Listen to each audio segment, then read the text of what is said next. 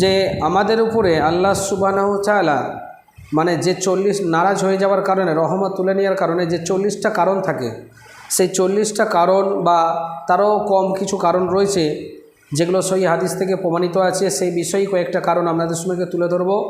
সেটা হচ্ছে এটাই, আমরা যে কারণের জন্য মানুষ দ্রুত গরিব হয়ে যায় এবং তার থেকে রুজি রোজগার, তার বরকত আস্তে আস্তে, তার রুজি রোজগারের বরকত আস্তে আস্তে কমে যেতে থাকে বা উঠে যেতে থাকে। আল্লাহ সুবহানাহু ওয়া তাআলা তার রুজি রোজগারের বরকত তুলে নেন, সেই বিষয়ে কথা বলবো। তার থেকে আগে আপনাদের কাছে একান্ত আবেদন এটাই যে আপনারা আমার এই চ্যানেলটিকে সাবস্ক্রাইব করে পাশে থাকবেন এবং আমাকে এগিয়ে যেতে আরও সাহায্য করবেন। দিন ইসলাম থেকে দু চার কথা যেরকম আপনি শুনে উপকৃত হচ্ছেন, এই ভিডিওটা অন্যজনকে শেয়ার করে এই দিন ইসলাম শরিয়ত থেকে দু চার কথা অন্যজনকেও শুনে উপকৃত হতে সাহায্য করুন।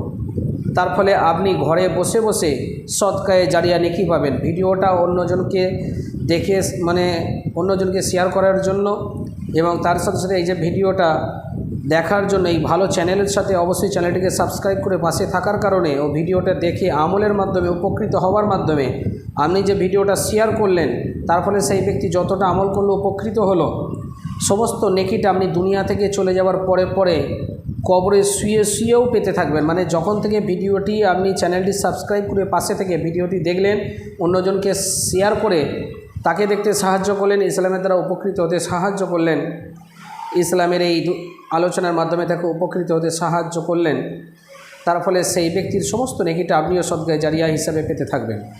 যাই হোক, এবং অল অপশানটা সিলেক্ট করে নোটিফিকেশানে অল অপশানটা আপনারা সিলেক্ট করে রাখবেন। তারপরে আমি যখনই যে কোনো ভিডিও দেবো, সমস্ত ভিডিওগুলো আপনারা সহজেই আপনাদের মোবাইলে পৌঁছে যাবে এবং দেখতে পারবেন।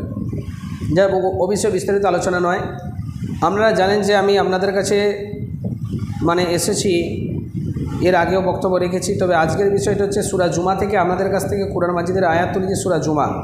সূরা জুমার শেষের আয়াতের মধ্যে আল্লাহ সুবহানাহু ওয়া তাআলা বললেন, আল্লাহু খায়রুর রাযিকুন, আল্লাহু খায়রুর রাযিকিন। আল্লাহ হলেন উত্তম রেজেকদাতা, আল্লাহ হলেন উত্তম রেজেকদাতা এবং তিনি সারা, এই আয়াতের মানে হচ্ছে আল্লাহ তাআলা সমস্ত দুনিয়ার সমস্ত মাখলুকাতের মালিক, সমস্ত মাখলুকাত গোটা সারা বিশ্ব ব্রহ্মাণ্ডের তিনি মালিক। তিনি সকলকে রুজি দান করে থাকেন, সে চায় মুসলমান হোক, হিন্দু হোক, সনাতন ধর্মের বা অন্য কোনো বৌদ্ধ জন্য যে যেমনই হোক না কেন, সে আল্লাহ সুবহানাহু ওয়া তাআলা সকলের রুজির মালিক বা সকলের সব কিছুরই মালিক। তিনি সকলকে তিনি খাইয়ে থাকেন।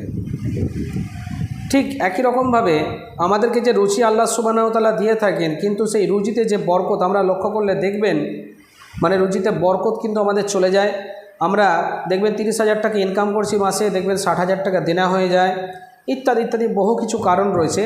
তো দ্রুত ধনী হওয়ার তো পরের কথা, দ্রুত গরিব হওয়ার জন্য খুব তাড়াতাড়ি আপনি গরিব হবেন যে সমস্ত কারণে, সেই কারণগুলো নিয়ে সহি হাদিস থেকে বহু কিছু কারণ থাকলেও সহি হাদিস থেকে যে কটা কারণ আছে, যেগুলো কারণ আছে সেগুলি আপনাদের সঙ্গে তুলে ধরব। ও অনেকগুলো কারণ আছে, সবগুলো হয়তো তুলে ধরতে না পারলেও পরবর্তী সময় আলোচনা করব ইনশাআল্লাহুল আজিজ। তো সবথেকে আগে আমাদের দেখবেন যখন শরীর নাপাক হয়ে যায়, যে কারণটা আপনাদের কাছে বলছি, দ্রুত ধনী হওয়ার সবথেকে বড়, মানে দ্রুত গরিব হওয়ার জন্য সবথেকে বড় 1 নম্বর কারণ হচ্ছে এটাই যে আমরা অনেকেই ফরজ গোসলটাকে ঠিকভাবে করি না। দেখবেন ফরজ গোসল কিতাবের মধ্যে এসছে, যদি সঠিক সময়ের মধ্যে না করা হয় অনেক কিছু ক্ষতি হতে পারে। তো ফরজ গোসলটা ফজরের ওয়াক্তের মধ্যে করে নেওয়াটাই ভালো, 1 নম্বর কারণের মধ্যে পড়ছে। ফজরের ওয়াক্তের মধ্যে যদি নাও করতে পারেন, হয়তো দেখা গেলো আপনি ঘুমিয়ে পড়েছেন, আপনি ওঠার ঘুম ভাঙার সাথে সাথেই আপনি আগে আপনার প্রথম কাজ আপনার গোসল ফরজ যেহেতু আপনার উপর হয়ে গেছে, সেই ফরজ গোসলটাকে সম্পূর্ণ করা। যদি আপনার খুব জোরে খিদা লেগে থাকে, আপনি অজু করবেন, আপনি অজু করে নেবেন, ভালোভাবে অজু করে তারপর কিছু আপনি খেতে পারেন। কারণ রাসূল পাক সাল্লাল্লাহু আলাইহি ওয়াসাল্লাম যখন কিছু খেতেন, যদি গোসল যখন ফরজ হয়ে গেছে সেই অবস্থায় যদি খিদা লাগতো, যদি কিছু তিনি খেতেন, তাহলে অজু করে নিতেন। কেন? অজুকে গোসলের অর্ধেক বলা হয়ে থাকে। যে ব্যক্তি অজু করলো সে ব্যক্তি অর্ধেক গোসল কমপ্লিট করে নিল। কিন্তু আজ বর্তমান সমাজে লক্ষ্য করলে দেখা যায় আপনারা বেশিরভাগ ক্ষেত্রে সেটা করেন না। ফরজ গোসল, আপনার উপর গোসল ফরজ হয়ে গেছে, আপনি মানে অজু না করি আপনি যেটা সেটা খেতে লাগছেন, টাকা পয়সা এটা ওটা একে ওকে মানে বিভিন্ন মানুষকে দিতে লাগছেন, এমনকি এদিক ওদিক ঘুরে বেড়াচ্ছেন, দুপুর 1:30 2টো 3টে বেজে যাচ্ছে, তারপরে আপনি মাঠে ঘাট বাজার দোকান করে ঘুরে বেরিয়ে এসে তারপরে আপনি ফরজ গোসল কমপ্লিট করছেন। এর ফলে আপনি ফরজ গোসল, যেহেতু আপনার শরীর নাপাক, আল্লাহ সুবহানাহু ওয়া তাআলা নাপাকি অবস্থায় তার পাঠানো ফেরেশতা আপনাকে কিন্তু সাহায্য করতে পারবে না, আপনার কাছে আসতে পারবে না। এবং তার ফলে কী হবে, যদি নাপাকি হালতে আপনি ইন্তেকালও করে যান, তাহলে ওই অবস্থায় আপনার সাজা আরও বেশি হবে, আপনার আযাব আরও বেশি হবে। অতএব সঠিক সময়ে ফরজ গোসলটাকে করে নিতে হবে, তাহলে অবশ্যই আল্লাহ সুবহানাহু ওয়া তাআলা রাজি খুশি হবেন আমাদের উপরে, এবং ফরজ গোসল কমপ্লিট করার মধ্যে দিয়ে রুচিতে অবশ্যই বরকত আসবে ইনশাআল্লাহুল আজিজ। নাম্বার 2 নম্বরের মধ্যে বলা হচ্ছে, যখন আপনি কারো কাছ থেকে কিছু নেবেন বা কেউ আপনাকে কিছু দেবে, তখন আপনি ধরুন আপনাকে কেউ কোনো টাকা দিচ্ছে বা আপনাকে কেউ কোনো খাবার দিচ্ছে, আপনি নেবার সময় বিসমিল্লাহির রহমানির রহিম, আপনি অন্যজনকে যেমন দেবেন তখন না, যখন নেবেন তখন বলবেন বিসমিল্লাহির রহমানির রহিম বা বিসমিল্লাহ। কিন্তু এটা আমরা বেশিরভাগ ক্ষেত্রেই করি না। কেউ আমাকে কিছু দিচ্ছে, আমি সেটা চুপচাপ নিয়ে নিলাম, আল্লাহ তাআলার শুকরিয়া আদায় করি না বা আল্লাহর নামও উচ্চারণ করি না, যার ফলে আল্লাহ সুবহানাহু ওয়া তাআলা আমাদের উপর নারাজ হয়ে যায়। কেন, যখন কোনো রুজি আমার হাতে আসে, আল্লাহ সুবহানাহু ওয়া তাআলা বলছেন যে ব্যক্তি আমার শুকরিয়া আদায় করে আমি তার রুজিতে আরও বেশি পরিমাণে বরকত দিয়ে থাকি, এবং যে ব্যক্তি নাশুকরিয়া হয়ে থাকে সেই ব্যক্তির জন্য কঠিন আযাব, কঠিন শাস্তি আল্লাহ সুবহানাহু ওয়া তাআলা রেখেছেন। অতএব আমাদের হাতে যখন কিছু আসবে বিসমিল্লাহ বলার পরে আল্লাহ তাআলার শুকরিয়া আদায় করা আমাদের উচিত, আলহামদুলিল্লাহ। নাম্বার 3, যখন আপনি কাউকে কিছু দেবেন, ধরুন আপনি কাউকে কোনো টাকা দিচ্ছেন, কিছু আপনি দিচ্ছেন, কাউকে কিছু যখন আপনি দেবেন, তখন দেওয়ার সময় আপনি বলবেন কি, ইন্না লিল্লাহি ওয়া ইন্না ইলাইহি রাজিউন।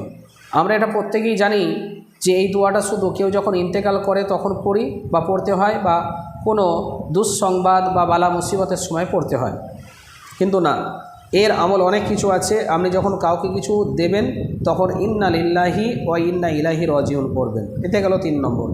নাম্বার 4, যদি আপনার বাড়িতে কোনো মেহমান আসে, আপনি মেহমান আসার জন্য আমরা ভাইজান আমরা লক্ষ্য করে দেখবেন অনেকেই কিন্তু বিরক্ত বোধ করি, অনেকে অসন্তুষ্ট হয়ে যায়।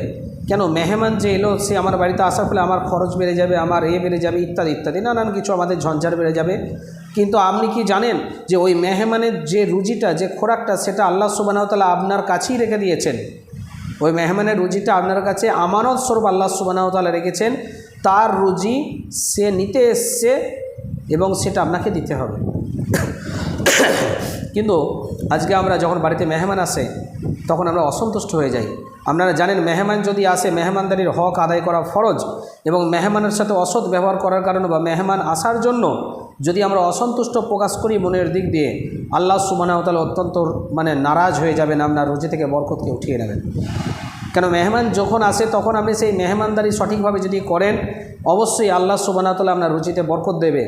এবং মেহমান আসার ফলে যদি আপনি অসন্তুষ্ট প্রকাশ করেন, তার ফলে আপনি রুজি থেকে বরকত তুলে নেবেন আল্লাহ সুবহানাহু ওয়া তাআলা। আপনি দ্রুত, খুব তাড়াতাড়ি আপনি ধনী থাকলেও গরিবে পরিণত হবেন। নাম্বার 4, প্রতিবেশীর সাথে অসৎ ব্যবহার করা, বলা ভুল হলো। নাম্বার 5 হলো প্রতিবেশীর সাথে অসৎ ব্যবহার করা। আপনার বাড়ির আশেপাশে প্রতিবেশী যারা রয়েছে তাদের সাথে যদি আপনি অসৎ ব্যবহার করেন, খারাপ নোংরা আচরণ করেন, তার ফলে আল্লাহ সুবহানাহু ওয়া তাআলা আপনার উপর নারাজ হবেন, আপনার প্রতিবেশীরা তো নারাজ হবেই, এবং আপনার উপরে আল্লাহ সুবহানাহু ওয়া তাআলা নারাজ হবেন।